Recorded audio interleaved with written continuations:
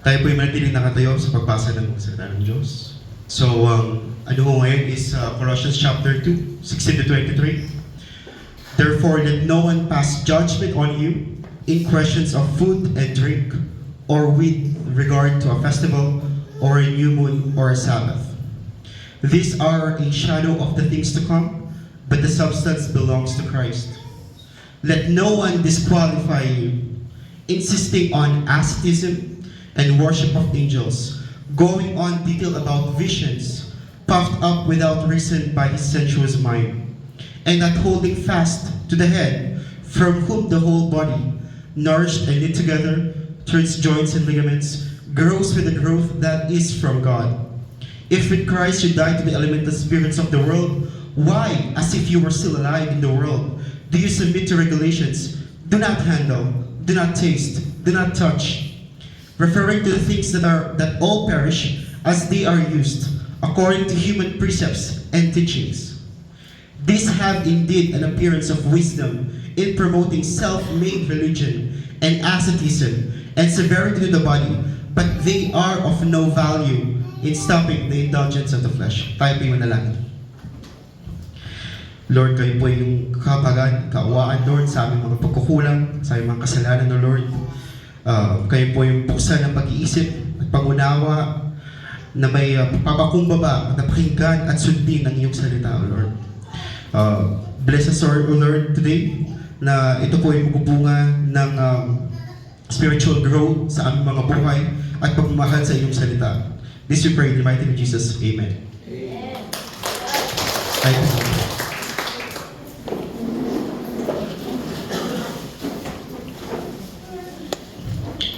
So, ating po nabasa na sa Colossians chapter 2, nagdidil po si Apostol Pablo dahil po siya concerned sa mga believers at taga-Colossa na sila po ay madideceive ng bagong philosophy na hindi sapat si Jesucristo para sa pagiging Kristiyano.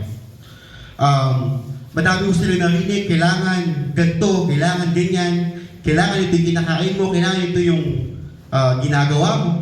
Pero basahin natin sa Colossians chapter 2 verse 18 sa Tagalog, huwag kayong padadaya sa mga taong humihikayat na kailangan ninyong pagkaitan ang sarili nyo at sambahin ng mga anghel. Ang English word ko dyan is asceticism. Ang asceticism ho ay ibig sabihin is dinideny niyo yung sarili nyo sa mga bagay-bagay. Let's say, hindi muna ako kakain ng ganito para maging mas religyoso ako. Or i-flag ko yung sarili ko. Like, papahirapan ko yung katawan ko, or may gagawin akong prosesyon, or maglalakbay ako ng 10 kilometers na nakaluhod lang ako, or yayapak ko sa asin. Yung mga bagay na ganun. Yun ho yung asceticism. At yan ho ang sinasabi ni Apostle Pablo is man-made lang ho lahat ng mga yan. Man-made. Pinaninindigan nila ang mga ito dahil sa mga pangitain nila na pagyayabang lang, walang kabuluhan at gawa-gawa lang ng makabundo nilang pag-iisip. Naalala ko ho nung aking kabataan may nagsabi ho na nanaginip daw sila na bawal daw hong magsuot ng hindi puti sa service ng Diyos. Dahil yung itim daw ay kulay ng kadiliman. At bawal daw hong magsuot ng pula dahil daw ay kulay ng demonyo. Dapat daw kulay puti lang daw ang ating suot para daw pure. Pero ano ba yung mga visions na yan? Ano pong basihan nila? Saan po sa Biblia yan? Na sinasabi na kailangan nung magsuot ng ganito or gawin yung bagay nito para tawagin ng Kristiyano. So ito po yung sinasabi ni Apostle Pablo. Wala silang kaugnayan kay Kristo na siyang ulo natin. Siya ang nag-uugnay at nag-aalaga sa atin. So sino daw ho ang nagpapa-one sa church? Sa church ni Jesus Christ? Is it yung lahat ng kabanalan natin? Yung mga kasuotan natin? Mga kinakain natin?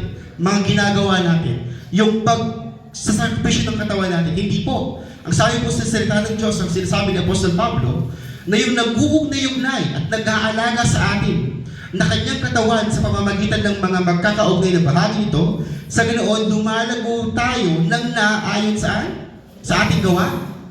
sa Diyos. Yung Diyos po bilang siyang ulo ng ating katawan. Siya po yung nagpapa-isa, nag-unite sa body, which is the church. Hindi po yung mga pansarili nating mga kakayahan o mga ginagawa. Kaya tungkol sa mga pagkain, related po dito is pumunta po tayo sa 1 Corinthians chapter 8, verse 4 to 12. May mga katanungan po kasi like, paano po pag may mga pista? Alam mo sa Pilipinas, maraming pista, di ba? Pista ni Nazareno, pista ni ganyan, at may mga pakain ng mga tao.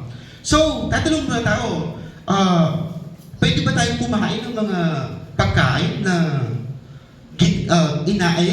hinandog sa mga santo ng mga ibang tao? So, sinasagot ko din po dahil noong unang kapanahonan lang, tandaan po natin na yung Christian Church, hindi po siya united tulad ng nangyayari ngayon. Simula pa lang ng unang times ng Christianity, may mga division na po yung mga tao. Can you imagine yung mga Hudyo? Sila yung mga unang pinili ng Diyos, isa lang yung suot nila, right? Hindi sila pwede mag-jeans, hindi sila pwedeng cotton dito, tapos linen dito, isang hibla lang ng damit. Nag-fasting sila, ang Sabbath nila, which is Saturday, is holy sa kanila, hindi sila pwede magtrabaho. Hindi sila kumakain ng pork, hindi sila kumakain ng dugo. Bawal nilang hawakan yung babaeng ligaments. Bawal nilang hawakan yung patay na hayop. Kapag nagkasala sila, kailangan sila maghandog ng tupa, o kapag mahirap ka, dalawang pati-pati. Yun yung ginagawa nila. Ngayon, biglang papasok ang mga hentil. Ang mga hentil is galing sila sa mga Diyos-Diyosan. Madami silang Diyos. At nakilala nila ang Panginoong Jesucristo, pero ang kultura nila ay kakaiba sa mga Hudyo. Paano sila kumakain sila ng baboy? Iba-iba yung mga suot nila.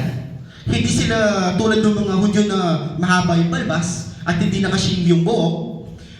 Kumakain sila ng dugo at madami silang ibang ginagawa. Ngayon, napasok yung mga believers na Jews. Sabi nila, hindi kayo Kristyano.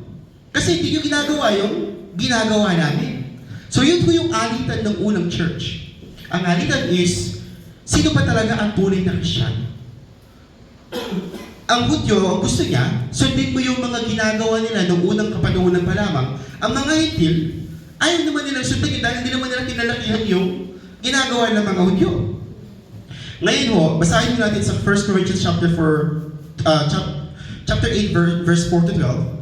Starting from verse 4, kaya kung tungkol sa mga pagkain inialay sa mga Diyos-Diyosan, alam natin na ang mga Diyos-Diyosan ito ay hindi totoong Diyos dahil iisa lamang ang Diyos.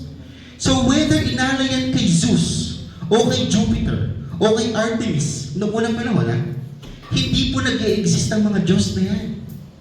Ang lahat ng mga bagay ay sa Diyos lamang dahil iisa lamang po ang Diyos.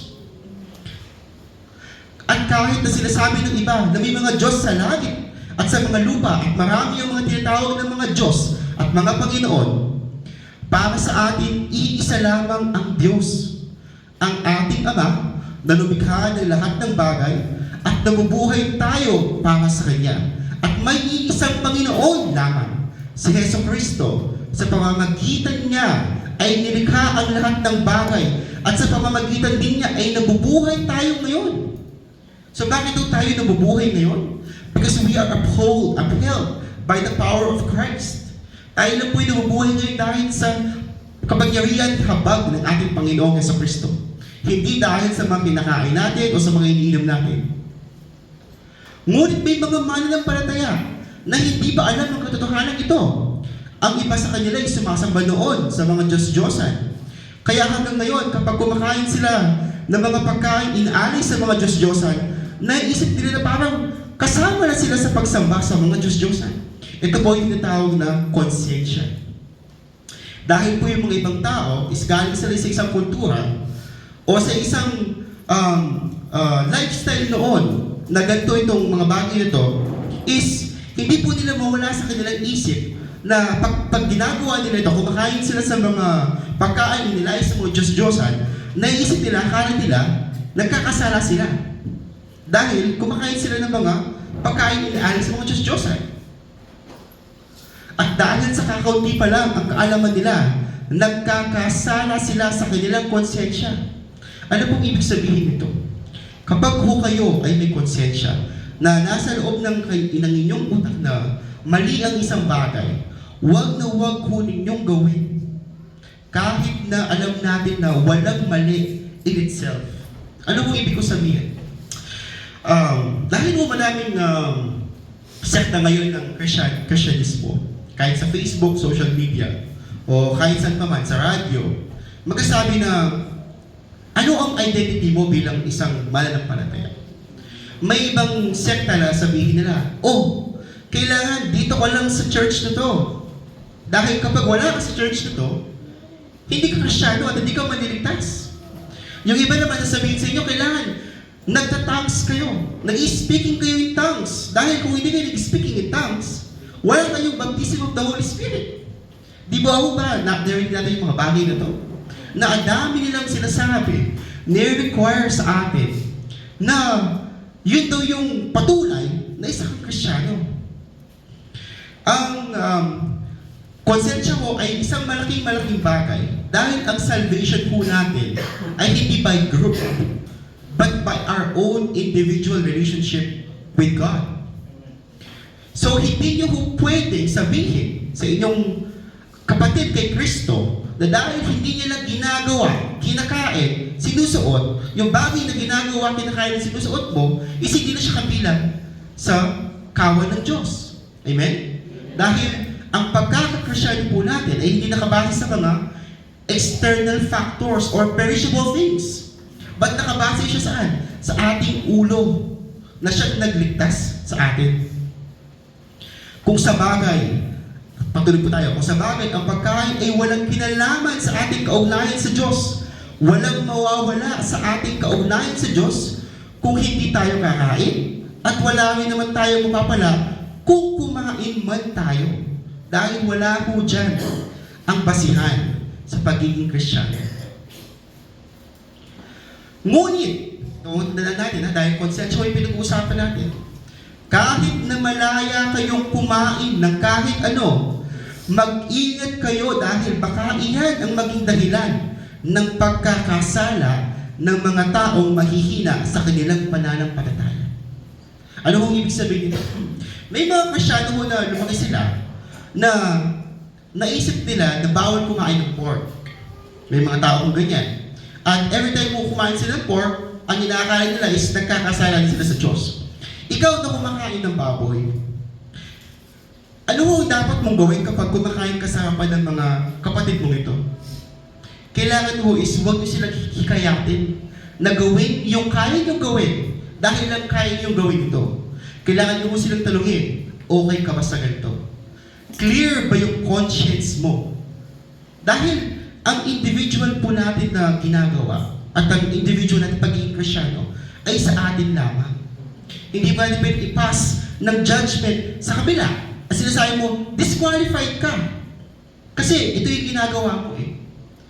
Naiintindihan niyo mo ba ang pagiging Kristiyano?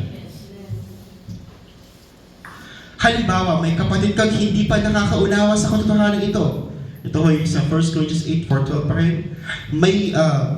At ikaw ay nakakaunawa at ay nakita kanya kumakain sa templo ng mga Diyos-Diyosan. Kasi yung mga pagkain ito, di naman sila talaga kabilang sa Diyos-Diyosan eh. Diba? Dahil isa lang mo yung Diyos eh. Pagkain is pagkain. Food is food. Walang darkness yan, walang light yan, hindi ka niya pinapabanal, hindi ka niya pinapasakim. Okay? Hindi ba't mahihikayat din siyang kumain ng mga pagkain inalis sa mga Diyos-Diyosan kahit na para sa kanya isa ito kasalanan? So, ang Christian liberty and Christian freedom is hindi tayo nag-aalay ng tupa ngayon. Kumakain naman tayo ng baboy ngayon, nakakain ng two kinds of garments. So, hindi rin tayo under ng Mosaic law. Hindi natin ginagawa yung mga bagay na ito. Pero, sa Christian liberty natin, sa ating freedom na gawin yung mga bagay-bagay, ay kailangan natin isipin yung mga taong hindi pa ganong kalakas yung kanilang pananampalataya. Ang pananampalataya nila is nakabase pa rin sa mga bagay of old. And we have to consider them because Christ died for them also. namatay din po si Kristo para sa kanila. So wag na wag ho natin gamitin ang ating kalakasan, ang ating pananampalataya, ang ating freedom para udyukin ang ating kapatid na gawin yung bagay na ginagawa natin kahit na sa kanyang isip ay kasalanan niyon. Dahil kapag nilabag ninyo ang inyong konsensya sa inyong relasyon sa Diyos, nagkakasala ho na kayo against sa inyong konsensya. Dahil sa iyong kaalaman, napapahamak ang iyong kapatid na mahina sa pananampalataya, na kung tutuusin ay namatay din sa Kristo para sa Kanya. At sa ganitong paraan ay nagkakasala ka na rin kay Kristo. Dahil nagkasala ka sa iyong kapatid na mahina pa ang pananampalataya sa pag-udyok mo sa Kanya na gumawa ng bagay na labag sa Kanyang kalooban. So, ang Christianity ho ay pwede natin sabihin na it's a sword, it's a sharp sword, no? Isa siyang parang patalim. Pumunta ka sa kaliwa is mapapariwala ka. Pumunta sa kanan is mapapariwala ka din. Ano ang ibig ko sabihin? Noong nag-start ang New Testament Church, may mga tinatawag na tayo na antinomian. Kung narinig nyo kay Brother Yonto, ang antinomian is against the law. Anti, which is against, nomia, which is the law. So may mga tao sa nagsasabi na, since naniwala na ako kay Kristo, wala na akong batas na susundin. Dahil sa Kristo lang pala yung magliligtas sa akin, hindi na ako mag-o-obey sa salita ng Diyos. May mga so-called believers po ngayon na ganyan ang ginagawa. Ang tawag ko sa doctrine na yun is easy believism. It means naniwala ka lang, pwede mo lang gawin yung layaw mo. Yun ho ba ang Christianity? Hindi. Hindi po yun ang Christianity. But on the other side, may mga tao naman ho na sinasabi na nakilala nila si Kristo, pero ni-require nila yung congregation nila at ang mga nakikilala nila na gumawa ng mga bagay-bagay para sa ikakaligtas daw nila. Ang tawag ko dyan ay legalism. Kailan po nabumpasa yan? Nag-start po yan sa mga Pariseo. So ang mga Pariseo at ang mga Hudyo, nung sila huwag natapos ng resurrection, right? Lumaganap ng gospel, may mga na-convert na Christianity mula sa mga Pharisees o sa mga Jews. So pumunta ho sila sa mga iba-ibang lugar at nagproklama sila na hindi sapat ang paniniwala kay Kristo para maging Kristiyano at mailigtas. Anong sabi ho nila? Kailangan magpapatuli ka daw muna. Kailangan i-observe mo daw yung Sabbath, which is the Saturday. Kailangan mo ka daw kumain ng pork. At kailangan gawin mo daw yung ginagawa nila. Kailangan sa templo lang daw nila nag-aalay o pumupunta. Tawag sila yung mga Judaizers. Inaano nila ang mga konsyensya ng mga bagong Kristiyano na sinasabi nila, hindi sapat ang ginawa ni Kristo para sa iyo. Kailangan gawin mo to, tapos gawin mo to, tapos gawin mo to, tapos gawin mo to. Kapag nag-fail ka, hindi ka maililigtas. Yan po yung legalism. At ano po yung biblical Christianity? Ang biblical Christianity is ganito po. Tayo, na mga anak ng Diyos, ay minahal at pinili na ng Diyos bago pa manalangin ang mundong to. Nakasulat din yung mga pangalan sa aklat ng buhay before pa manalangin ng Diyos ang mundong ito. Nung napako si Jesus sa krus ng Kalbaryo, nasa isip na niya, lahat tayo. Lahat tayo. And in return, kapag binuhay ka muli ng Diyos, anong mangyayari sa buhay mo? Hindi mo ba magbabago? Ang sinasabi nila, di kapag niniwala ka sa Diyos, naniwala ka na ang kaligtasan ay isang pananampalataya lang. Paano yung gawa? Ngayon ito ay tanong. Tayo ho ba'y humihinga para mabuhay? O dahil buhay tayo, kaya tayo humihinga? Hindi ho ba humihinga tayo dahil tayo buhay? At kung binuhay ka ni Kristo sa kanyang kaharian, anong natural na mo? Is gumawa ng kabutihan, hindi ho ba? Dahil yun ho ang result ng iyong pagkabuhay.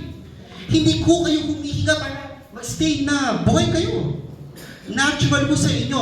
Yun ho yung buhay ng Kristiyano. Dapat natural yung pagmamahal nyo sa Diyos. Natural lang yung paglilingkod. Dahil kapag hindi ko natural yan, mapapagod at mapapagod kayo. Mapapagod kayo. Sinasabi ko sa inyo. Dahil what comes from the flesh will eventually die. It will die. Sa 1 Corinthians chapter 10, verse 23 to 28, same din po yung concept nito. Maaari natin gawin ang kahit na ano, pero hindi lahat ay nakakabuti o nakakatulong. May naalala po ako noon, mga kabataan ko Nung naniniwala pa po ako sa kaligtasan sa gawa. Sabi ko niya, kasalanan daw po mag-swimming. At naniniwala po ako, natakot ako. Dahil swimmer ako So pag nag-swimming ako, nagkakasala pala ako. Dahil hindi daw po galing sa Diyos yun. So sabi ko, paano yun? Yung pala yung basit pala ng pagiging Kristyano. So, ang point po ni Paul dito is, nilinis na po ng Diyos ang lahat ng mga bagay. Sa Kanya lahat yan. Whether you celebrate your birthday, whether nagkakasiyahan kayo ng pamilya ninyo, or nagkakasiyahan kayo ng asawa mo, or pumunta kayo sa isang pista or party, hindi po against ang Diyos sa kasiyahan. Hindi po din po siya against sa mga activities ng mga tao. The law of God was made for man's benefit. We are not made for the law. Hindi po tayo ginawa para sa batas ng Diyos. Binigay po sa atin ng Diyos ang kanyang batas para sa kabubuti ng ating buhay. Yung freedom po natin is kailangan maintindihan po natin is as per our nature. Kung ano ho tayo. Example ho nito. Free ho ba yung isda na mag-swimming sa lupa? Hindi ho siya free, di ba? Mamamatay siya. Pero, pwede siyang maglipasag sa lupa. Kapag kinuha mo yung isda at nilagay mo siya sa lupa, maggagalong-galong yun, di ba? Gusto niya pa rin mag-swimming. Pero mamamatay din siya eventually. Why? Because hindi ho nature ng isda yun. Ang nature ho ng isda is mabuhay saan?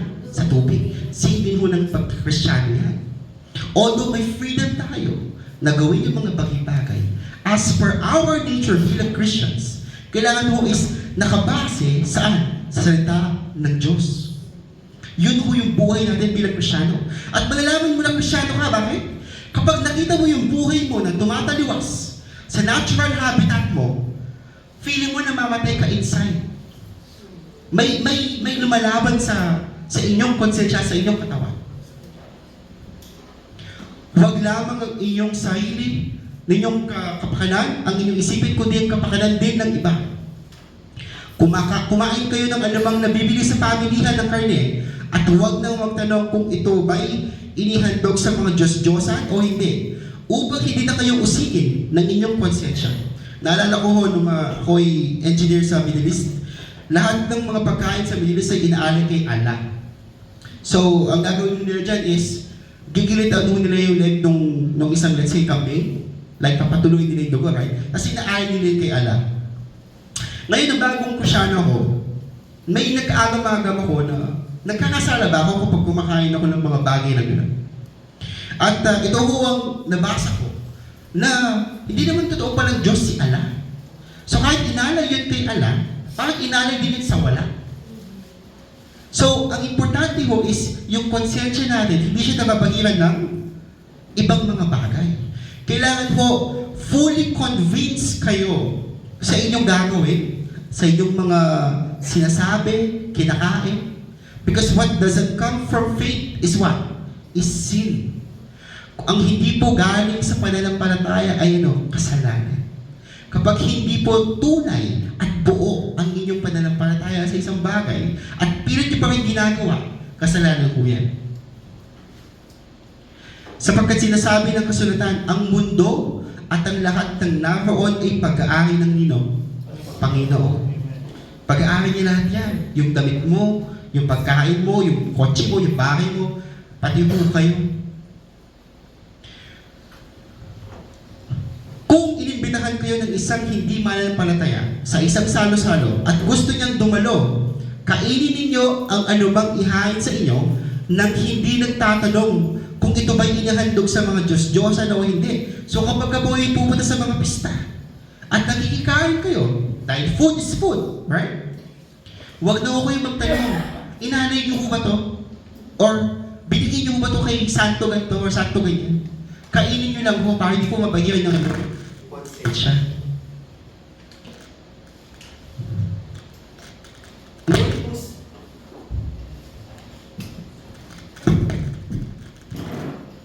Ngunit,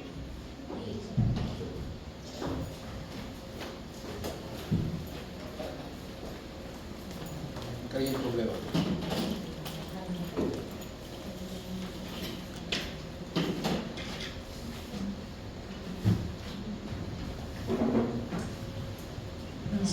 Hello. ngunit kung sinabihan kayo na ang pagkain ay inihandog sa mga Diyos-Diyosan, huwag na kayong kumain. So, itong mga verse ito are a general principle on what we do in this world. Okay? Hindi lang po siya base sa pagkain lamang. Nakabase siya sa lahat ng mga bagay na may freedom in Christianity na gawin. It's about the conscience. Alang-alang sa nagsabi ko sa inyo upang walang mabalisang konsensya. Maaari may magsabi sa inyo ng pwede kong gawin ang lahat, ang kahit na ano, totoo yan. Pwede nyo gawin yung kahit na ano, pwede kayong mag-swimming, pwede kayong mag-tumbling, whatsoever, right? Mag-gymnast, kahit ano. Ngunit hindi lahat ng bagay ay nakakabuti sa inyo. Kaya kahit pwede kong gawin ang kahit ano, hindi naman ako papaalipin dito. So, alam yung testimony sa akin. Nasa ko ng kabataan ko. Okay? Although, alam ko nun, sa akin konsensya, nakasanalan yung pag-inom ng alak. Inom pa rin ako ng alak. In fact, it's only by grace of God na buhay pa rin po ako ngayon dahil umuwi talaga ako nun, lasing ako. Talagang, like drunkard talaga ako. Pero, ito yung sabi ko, ang alak po ba, by itself, is makasalanan? Hindi po. Perishable things ang alak. Sa 1 Timothy chapter 5, nung sinabi ni Apostol Pablo kay Timoteo, nung masakit yung tiyan niya, Timoteo, huwag ka lang uminom ng tubig. Uminom ka rin ng alak para sa sakit ng tiyan mo. Anong ibig sabihin nun? Dahil nung unang kapanahunan, wala pa naman hong sanitation para sa tubig. At ang alak ay yung iniinom na may alcohol. Ano yung alcohol? Pamatay ng bacteria, hindi mo ba? So, nung unang kapanahunan, ginagamit yung alcohol para i-disinfect yung mga bagay-bagay. Ang Panginoon Hesus Kristo, yung unang miracle niya, ano mo ba? Turning water into wine sa isang kasal. Sa 1 Samuel chapter 15, ang sabi ko is, the wine that makes your heart glad. Right? So, grape juice ho lang ba yun? May grape juice ho ba na nakakapagpaindak ng puso? Or sa Matthew chapter 5, ang sabi is, huwag kayong maglagay ng bagong alak sa lumang wineskin or sidlan. Dahil baka mag-burst ito, sumabog. Sasabog po ba yung lumang sidlan kung grape juice lang yung nilagay mo doon? Hindi po. May alcohol po yun. Pero, ito yung pinag-uusapan. Ano mo ba yung kasalanan? Ang kasalanan po ay hindi sa ating kinakain, hindi sa ating ininom, hindi rin sa ating sinusuot, kundi galing saan? Sa puso. You are not defiled by what you put inside your mouth, but what comes out of it. Di ba sabi sa salita ng Diyos yan? Na nagagaling sa puso ang kasalanan. Example ho nito. Nag-glorify ko ho ba yung Diyos? Kapag inuminom ako ng alak, sabihin ko, magpapakalasing ako today for the glory of God. Kaya mo ba gawin yan? Hindi ko, di ba? Wala akong gano'n, hindi po justify yun. Hindi po ko umiinom ng alak ngayon dahil iniisip ko na yung alak is makasalanan siya. Kung hindi, is ano bang kakabuti niya sa akin? Wala. Wala. Yan ko yung panuntunan bilang Kristiyano. Nakakabuti ba sa inyo yung isang bagay?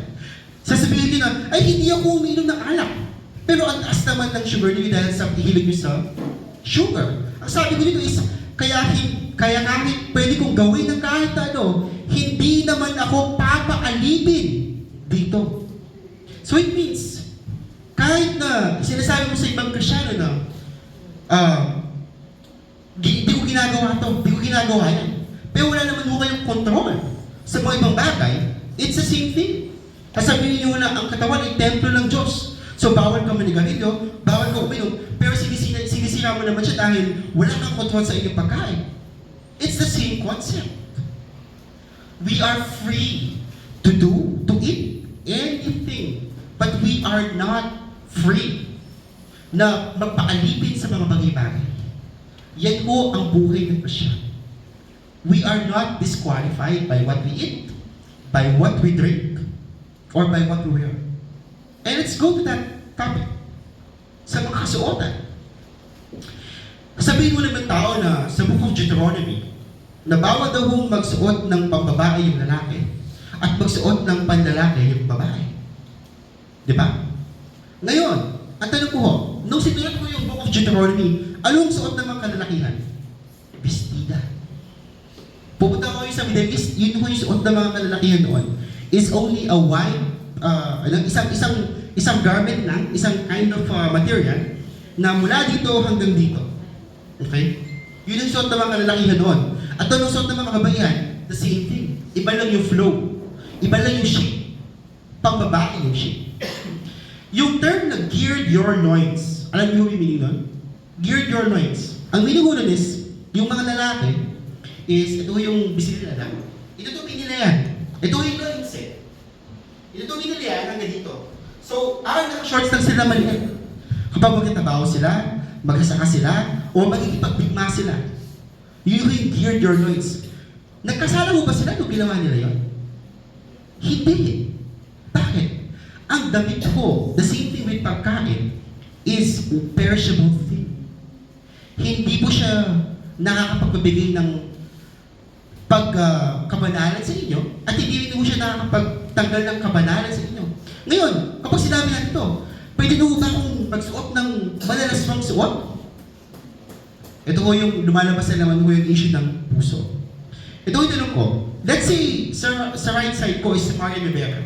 Imagine niyo siya, Mario Rivera, naka-t-shirt, naka-jogger pants. Okay? Ngayon sa kaliwa ko, si Charis Pempenko, na ngayon tinatawag niya sa sarili niya as Jake Cyrus. Okay? Same thing, naka-t-shirt siya, tsaka naka-pantalon. Ito yung tanong ko, sino ko yung gusto maging lalaki? Alam niyo, di ba? Alam niyo, be honest, alam niyo, why? Because whatever comes from the heart, you will see on the outside.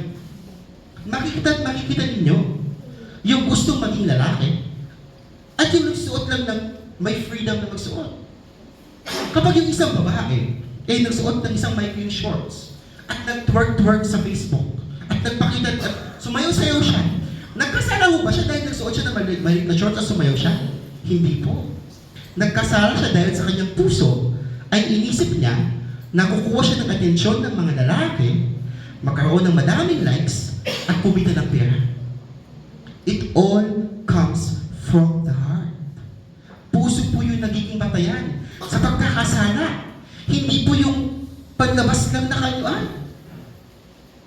Yung mga tao ay tumitingin sa panlabas. At saan yung tumitingin yung Diyos? Sa puso. Everything is dictated by what's in the heart. At kung kayo is naisip niyo na kailangan na kung magsuot ng dress ng babae, kailangan magpatalo ng lalaki, mga kapatid, you are free to think that. At kaya tayo mga nakakapagsuot in our freedom, let's not offend our brothers and sisters in Christ. Huwag po natin silang i-offend dahil lang sa kasuotan. Hindi po tayo pwede magmalaki na dahil, ay, nakapantalon ako. Maikli yung ano ko. Yung isa, naka-shorts lang. Hindi ko siya yun. Mas nakataas ako. Nagkasala na mo tayo nun. Bakit? It's pride. That's pride. Dahil nakabase yung identity mo sa kasuotan mo lang. Ano po sa ng salita ng Diyos? Ang identity mo bilang Kristiyano nakabase dapat kanino? Kay Kristo lamang. Kay Kristo lamang. Namatay kayong kasama ni Kristo at pinalaya sa mga walang kabuluhang pamamaraan ng mundo. Kaya, bakit naumuhay pa rin kayo na parang mga makamundo? Bakit sumusunod pa rin kayo sa mga ayat ng tulad ng, huwag kakawak nito. Naku, magdudumihan ka, hindi ka na Kristyano pag ginawakan mo yan. Huwag titikin yan. Naku, masama yan. Huwag pag-ihipo niya, naku, huwag mong hipuin yung bagay na yan dahil madumi yan eh. Nagigets niyo ba? Hindi po tayo under ng ganitong klaseng sistema. Dahil ang lahat po ng bagay na yan is sa Diyos lamang. Ang importante is yung relasyon niyo sa Diyos at kung ano yung nasa inyong puso. Okay? Amen? Dahil kung sinasabi ko ng iba na kung nasa isang bagay lamang ang kabanalan. Let's say, alam ko sensitive topic to, no? Let's say yung kabanalan at yung hindi kabanalan is external factors. Nasa perishable things lang like damit, right? Kapag nagubad ka sa gabi, nagkasala ka na. Bakit hindi? Dahil, kasi wala naman sa damit yung mismong kabanalan at kasalanan eh. Noong ang Panginoong Jesucristo, hinubaran siya ng pinako sa krus. Pagkakasala mo ba yun? Bakit? Kasi yung puso niya is hindi naman mali. Do you get what I'm saying? Yung puso ho yung batayan ng pagiging Kristiyano. Kaya huwag po natin i-judge ang kapwa natin Kristiyano base lang sa paglabas na kaanyuan. We'll talk about other things. Let's say, makeup. Tingin niyo ba yung Diyos ng universe na to, na ginawa niya yung lahat ng napakaganda, is against siya sa kagandahan? Against ba yung Diyos sa kagandahan? Na maayos yung itsura mo? Nung mga nag-fasting na babae tsaka ng mga lalaking unang kapanahunan, mukha silang, di ba? Mukha silang haggard. Anong pinagawa ng Diyos sa kanila? Maglagay ka ng oil sa mukha mo para hindi ka mukhang haggard. The more ba na mas mukha kang haggard, the more ba na mas kinalulugdan ka ng Diyos? Hindi po yun yung basihan, mga kapatid. The more na mas mahaba ba yung suot mo, the more na mas banal ka. Kung gano'n, magsusuot ako ng robe hanggang doon. Yung pala yung basihan ng kabanalan. Or yung buhok ko, hanggang doon ko papahabain. Ayun pala yung kakaligtas ko eh. Hindi po ganun, mga kapatid. At ikaw na bilang babae, kung nagpaikli ka ng buhok, ano yung laman ng puso mo? Nagpaikli ka ba ng buhok dahil gusto mong magrebelde? Sabihin mo na, gusto ko magmukhang lalaki. Nagkasala mo ba dahil nagpagupit ka ng buhok? Hindi. Nagkasala ka dahil kung ano yung nasa puso mo. Amen? Amen. Ang mga ito'y batay lang sa utos at turo ng mga tao tungkol sa mga bagay na nawawala pagkatapos kainin o inumin. Dahil sa pakikipag-isa nyo kay Kristo, tinuli na kayo. Ang pagtutuli na ito ay hindi pisikal, kung hindi espiritual. Ang pag-aalis ng masamang hilig ng laman. Ito ang pagtutuling mula kay Kristo. So itong verse na to is, start from 11, is, yan po yung prior sa verse 16. Ang sabi niya sa verse 16, di ba? Therefore, or sabi niya, kaya nga. Ibig sabihin doon is, may sinabi si Apostol Pablo before niya sinabi yun. At ito yung sinabi niya. Bakit ito sinabi ni Apostol Pablo na huwag natin hayaan na i-disqualify tayo ng ibang mga tao? Ito yung dahilan. Dahil tayo'y nakipag-isa na kay Kristo, tayo'y pinuli niya spiritually sa pag-aalis ng masamang hilig ng laman. So ano ho yung katunayan na kayo ho'y nagkaisa kay Kristo? Kapag naalis yung mga masamang hilig ng laman. Inilibing kayong kasama ni Kristo nang bautismuhan kayo. At dahil na kay Kristo na kayo, muli kayong binuhay na kasama niya. Dahil nananalig kayo sa kapangyarihan ng Diyos na bumubuhay sa Kanya. Himay-himayin po natin ito. So, inunong po yung mga verse na sinasabi na huwag kayong papadaya sa mga tao na sinasabi na kailangan nyo ng asset-isip para maging Kristyano. Or like, ayaw mong gawin yung mga bagay-bagay dahil gusto mong maging religyoso. Like, hindi ko nagagawin to, hindi ko nagagawin yung ganyan para maging religyoso ako. Ang sinasabi ko ni Paul is, ang identity ho natin is dahil na kay Kristo na tayo. Muli kayong binuhay na kasama niya. Sinabi ko ba na dahil sa kabanalan natin, kaya hindi tayo pwede ma-disqualify? Hindi po. Ang qualification nyo bilang Kristiyano ay ang pagiging isa ninyo kay Kristo, which is, nananalig kayo sa kapangyarihan ng Diyos na bumuhay sa Kanya. Sino Kanya? Si Kristo. Noong una, itinuring kayong mga patay ng Diyos dahil sa mga kasalanan ninyo. Pero ngayon, binuhay na naman. Same word, binuhay. So ngayon po kayong nanalig sa Diyos. Kaya po kayo nananalig at patuloy na nananalig dahil binuhay po kayo ng Diyos mula sa pagkapatay dahil sa kasalanan. Pinatawad niya ang lahat ng kasalanan. Sinasabi ko pa ni Apostol Pablo na kalahati na ng kasalanan yung pinatawad ng Diyos. Hindi po. Lahat ng kasalanan natin. It means nung naipako sa krus ang ating Panginoong Jesucristo, ang kasalanan ni Adan at ni Eva mula nung una pa lang hanggang sa pinakahuling maniniwalang tao na bayaran doon sa krus. Tingin niyo ba, ililigtas kayo ng Diyos kung binabase niya sa inyong kabanalan ng kaligtasan? Hindi. Walang maliligtas po sa atin. Dahil tayong lahat is we stray away like sheep.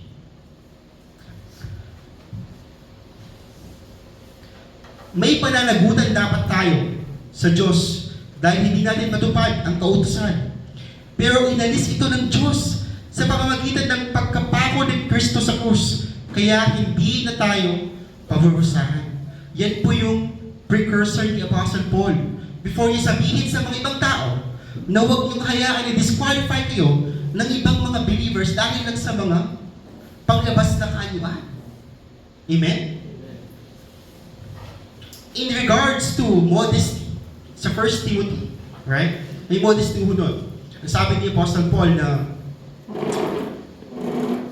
ayaw niya yung mga babae na nakafocus yung kanilang pagpapaganda sa external beauty, sa pag-braid, sa paglalagay ng mga malaking hikaw or jewelry or whatsoever, right? Ano mo ba yung modesty? Modesty is humility. Humility. Nung panahon po ng ni Timoteo, ni Apostol Pablo, may wide notion of wealth equals blessing. So kapag mayaman ho kayo, ang paniniwala ho ng mga tao is pinagpapala kayo ng Diyos. At kapag mahirap ka, pinapabayaan ka ng Diyos. Which is, ang sinasabi ni Paul is, hindi po totoo yun. Ang pagsamba ho sa Diyos ay hindi fashion show. Hindi po siya pinapamukha sa mga ibang tao na ikaw ay mayaman at nagsuot ng mga keme-keme ng mga bagay-bagay. It's not like sinasabi ni Apostle Paul na yung jewelry or yung makeup or yung kasuotan is may kasalanan. Hindi. Neutral po yung mga yan. These are all perishable things.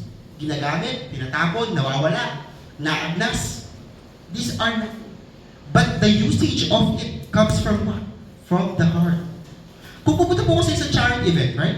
Let's say pupunta ako sa isang bundok, mahihirap yung mga tao doon. Magsusutuba ko ng mamahalin ng mga damit, tapos ang dami-dami kong ano sa ano. Hindi ho, anong tawag doon?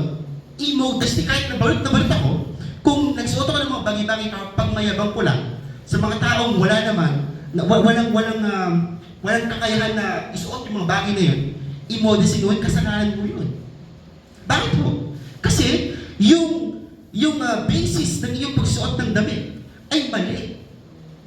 Nakukuha niyo ba? Pero kung pumunta kayo, let's say, sa isang event na magarbo or talagang event at nagsuot ka ng isang magandang damit at nagpaganda ka, nagkasala mo ba kayo? Hindi po. Dahil yun po ay lahat ay perishable things. What comes from the heart is what defiles you. Naintindihan niyo ba? It means, kung ano nasa puso ninyo, lalabas at lalabas sa panglabas na kaanyuan.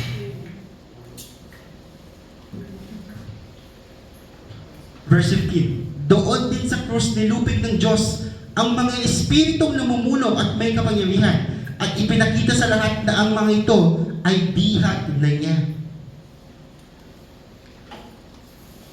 Ngayon ho, since napag-discussion natin ang pagiging Kristiyano, let's discuss what Christianity is about.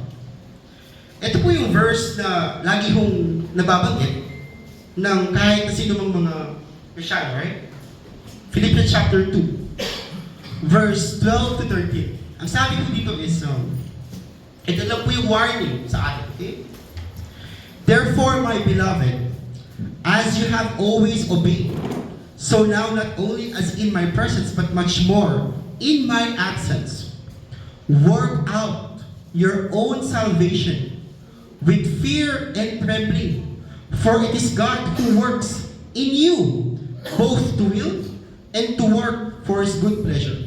Sa Tagalog mo, mga minamahal, kung paanong lagi ninyo akong sinusunod noong magkakasama pa tayo, ito po yung sinasabi ni Paul sa mga taga-Filipos. Lalo sana kayo maging masunurin kahit ngayon malayo na ako sa inyo. Sikapin ninyong ipamuhay ang kaligtasan tinanggap nyo at gawin nyo ito ng may takot at paggalang sa Diyos. Bakit?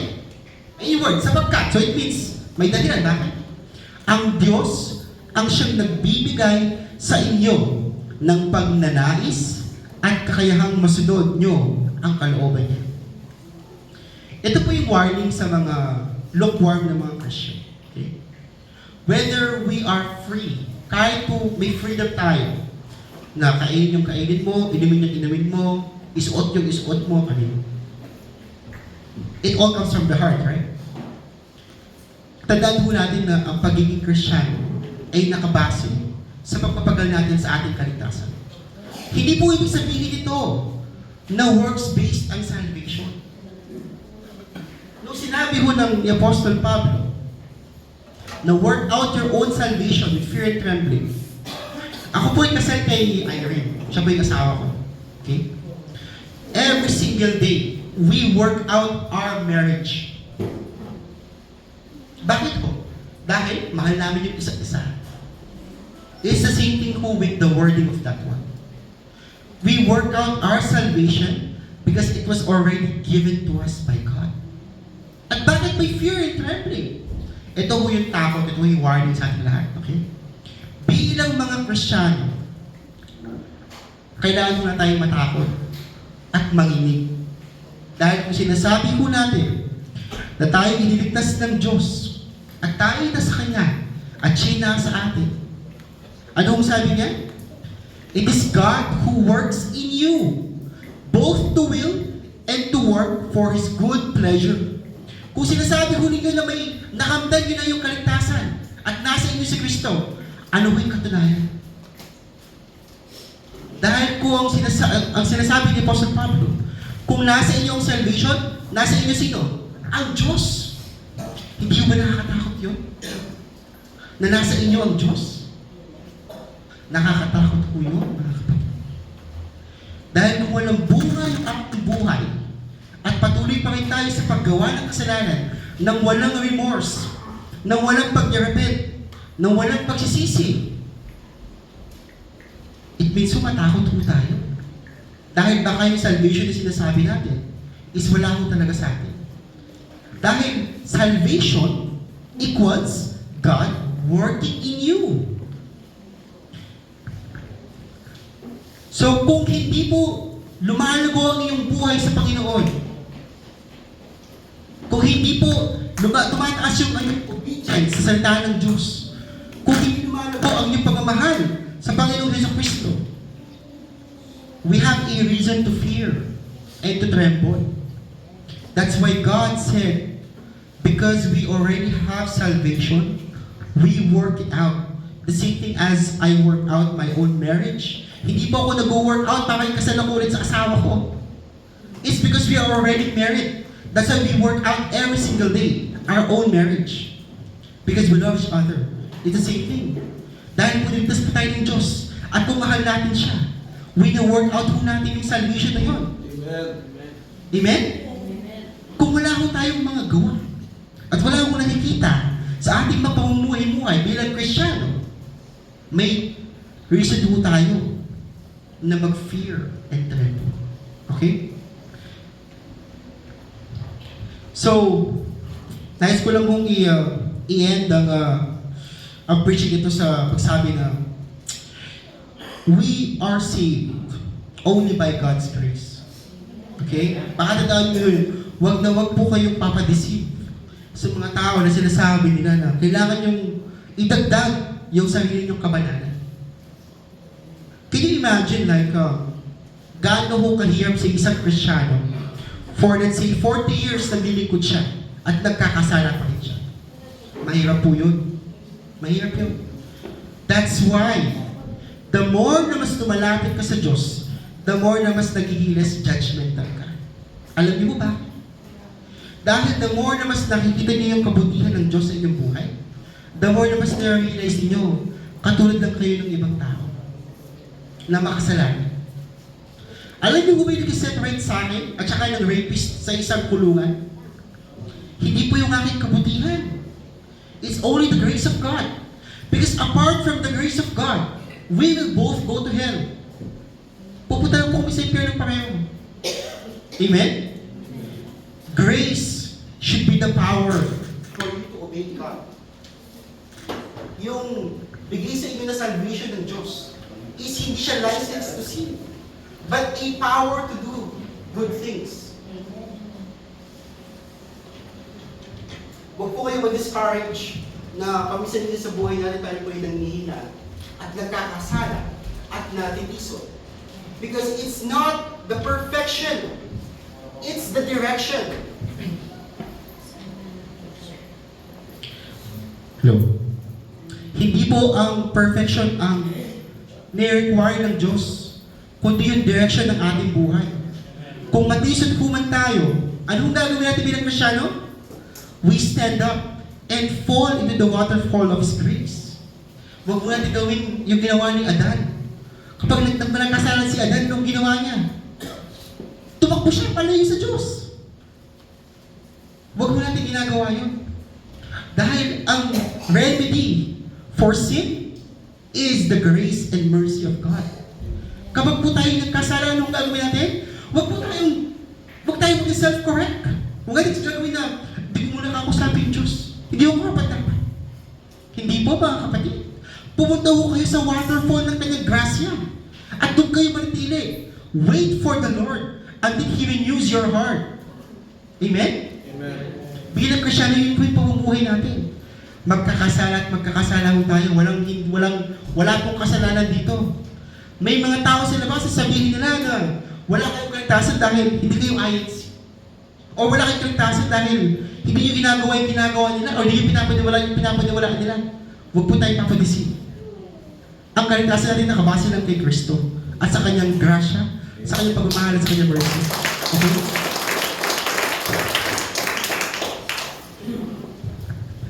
Tayo po yung manalangin. Lord, salamat po sa inyong mga salita na inyong binigay sa amin ngayong araw na to. Kayo po ay yung kahabagan na patawarin sa aming mga kasalanan para aming matanggap ng buong puso at buong isip ang freedom na inyong inalay sa aming mga Kristyano. Kayo po ay free but never papaalipin sa kahit na anong bagay sa mundo. Dahil sa inyo po ang pagmamayari ng lahat ng bagay sa mundong ito. Walang pagmamayari sa tanas, walang pagmamayari ng mga Diyos-Diyosan ng mga tao. Kayo po ay yung bigyan ng kalakasan na tuparin ang mga salita at hindi lang mapakinggan. This we pray in the mighty name of Jesus. Amen.